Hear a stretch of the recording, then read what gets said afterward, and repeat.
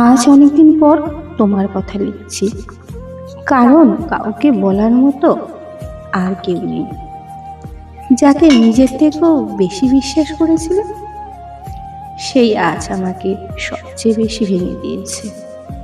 তুমি বলেছিলে কখনো ছেড়ে যাবে না, কিন্তু মানুষ কথা রাখে না, শুধু অভ্যাস বদলায়। আমার দোষ ছিল, আমি বেশি বিশ্বাস করেছিলাম, তাই আজ এতটা কষ্ট পাচ্ছি। রাতে ঘুম আসে না এখন, তোমার স্মৃতিগুলো মাথার ভেতর চিৎকার করে।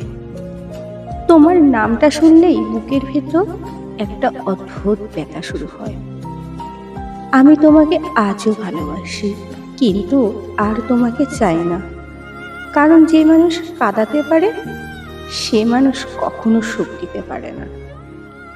এই চিঠিটা শেষ করছি আজ, আর কখনো তোমার জন্য লিখবো না।